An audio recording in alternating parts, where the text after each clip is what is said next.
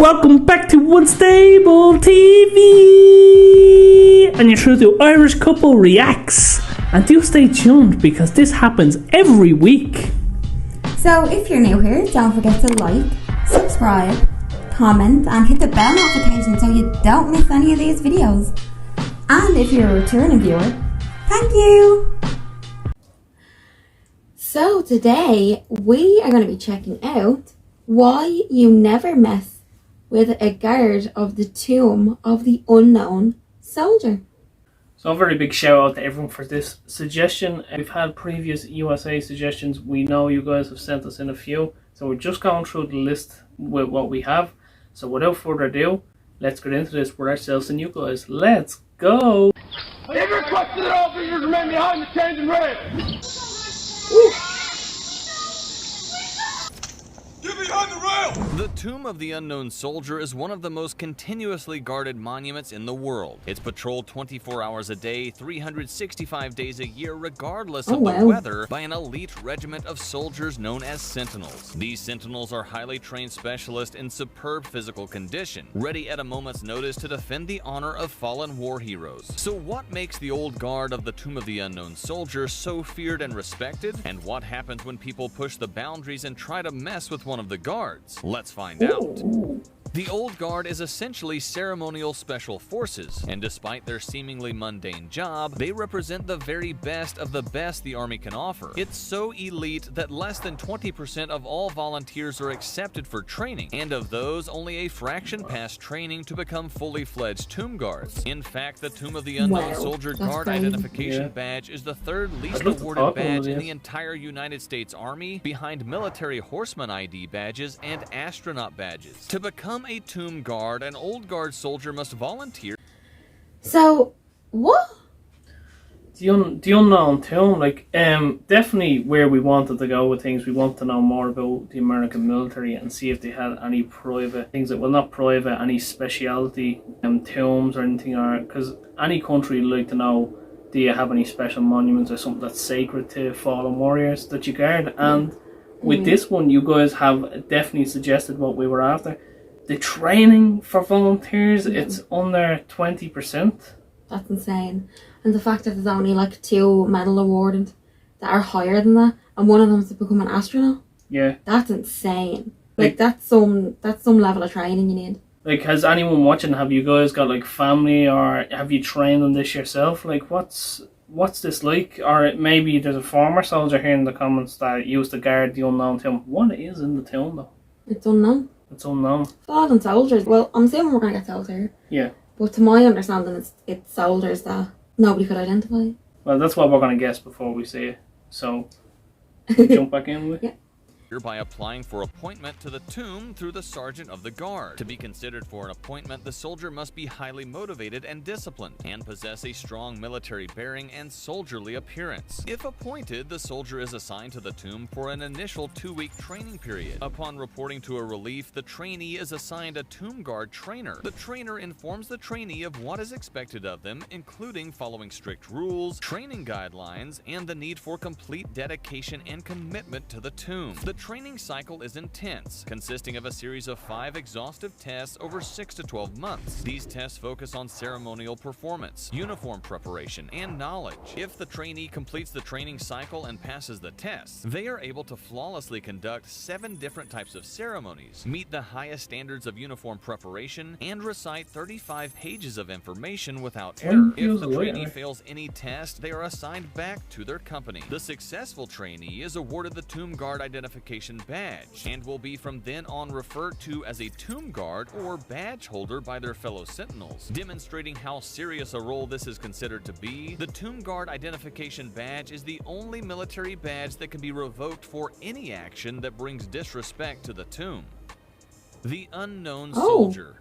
On the 11th of November, like 1921, the remains of an unknown American soldier were returned from the battlefields of France. Unidentified remains weren't uncommon during World War I, and without DNA profiling or reliable ways to match the list of missing soldiers with the discovered corpses, many bodies were simply marked as unknown. For this reason, the U.S. government approved the construction of a memorial in the Arlington National Cemetery in Virginia, United States. This would be the final resting place of the returned unknown soldier, and would serve as a monument to all deceased military personnel who were either lost or the remains never identified. The remains of the unknown soldier were interred beneath a 3-level white marble tomb covered in a stone slab. Intricate carvings decorate the sides, including wreaths and figures representing peace, victory, and valor. The rear of the sarcophagus includes an inscription which reads, "Here rests in honored glory an American soldier known but to God."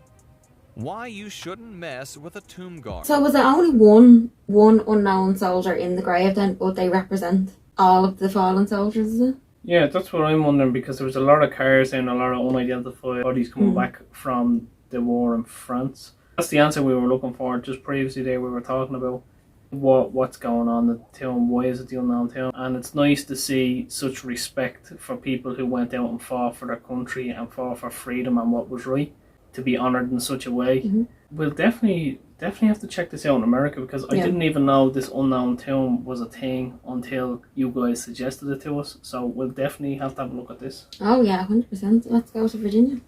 While the role of the sentinel is mostly ceremonial, there are some things you just don't do when visiting the tomb of the unknown soldier. The old guards will appear strong and silent, that is, until you break one of their rules. Cross over the barrier into the plaza and you'll probably hear this. It is requested that all visitors remain behind the chains and rails at all times. Remain behind the chains and rails. Wow. That's a bit frightening. But fair enough. Is he cocking that one? Yeah. The chains and rails. Respect and silence is required That's at all terrifying. times. Yeah. If you're being loud, rude, and obnoxious, you'll likely get this response. Remain standing for this ceremony. It is requested that everyone maintains a level of silence and respect. It is requested that everyone maintain an atmosphere of silence and respect at all times. These sentinels are very similar to the Queen's Guard at Why would you be Buckingham laughing Palace. at- However, they aren't I trained to don't remain know. still at all times. I've Get got too respect close for and the the dead. sentinels will gladly point their M14 rifle straight at you. They aren't messing about. Day in the Wonder if anyone's life of been a shot. tomb guard. Yeah. The old guard is made up of 3 tomb squads or reliefs, numbered 1st through to 3rd. Unlike traditional army units, tomb reliefs are organized based on height, so that the tomb guards are similar in size during the changing of the guard. The 3 reliefs are on duty utilizing 24-hour rotating shifts. A tomb guard's day that's a long begins time. at 5 a.m. with arrival at the tomb quarters 1 for duty. The tomb guards will inspect the quarters, prepare their uniforms, review orders, and receive their duty assignments for the coming day. At 6:30 a.m., the tomb guards inspect the trainees' readiness and uniforms. If a trainee meets relevant standards, the tomb guard may allow them to walk the first morning guard change known as bolo at 7 a.m. The evening bolo will be the final change and walk of the day. During the hours of the day, the Arlington National Cemetery is open to visitors. The tomb guards will perform several changing of the guard and wreath-laying ceremonies and walking the mat. During summer hours, the changing of the guard ceremony takes place every half hour, and during winter hours, every hour. Although all walks are important, the most coveted walk That's for a a lot of tomb walk. guard is the midday noon moon walk. During the same time, the trainees perform mirror time, conduct uniform preparation, study knowledge, check in wreaths, and alert the tomb guards of the next changing of the guard. 10 minutes. 10 minutes. While guarding the tomb, sentinels do not display rank insignia. This is done so as not to outrank the unknown soldier, whatever their rank may have been. The tomb is guarded 24 hours a day and 365 days a year. So after the evening bolo, no ceremonial changes and walks in battle dress uniforms are performed until the next morning's bolo. Guarding the tomb. Another question, because I have lots of questions. It says the guards change every half an hour. Is that like 3 new guards come in every half an hour? Yeah. Or what way? Or did they just change their routine every half an hour? That's a good question. What's that mirror thing Did you see that? Yeah, I don't know what that The was. big question was, do they get any studying, or have they like recreational time for themselves? Because 24-hour shifts, my God, that's a long time. Such respect goes out to the guards for doing the job for that, Yeah. because that is not an easy task. And to even show such silence and respect and take off the ranking as well when they're walking past and not outrank the soldier. Yeah, that's a nice touch. People going there and like, you know, I'm sure you would have had some type of background before you entered in the area of the unknown tomb, but laughing and giggling, well, you know, if it's a child, fair enough, children aren't gonna know, like that's not their fault, but adults doing it and crossing the barrier, like the disrespect to the soldiers that have fallen. Yeah, it's not nice, but it's also disrespectful for the soldiers that are working there as well. Yeah, because I'm sure that they don't want to have to do that. Being like giving out to people. Yeah. Oh, sorry, I thought you meant like. Oh no, I meant as in like having to stop what they're doing and shout at people. By the looks of it, they take no pleasure in it. Yeah, that's their job. It's sacred grounds. Yeah. It's like if we went into a temple or anything in Asia, or any of their sacred grounds or their forestry, and start like picking off branches and stuff like that, you'd expect the reaction. You have to just respect the rules and the boundaries of what's there, and if you don't, unfortunately, you're going to get consequences. I did hear that he did cock the gun, didn't he? Yeah. Yikes.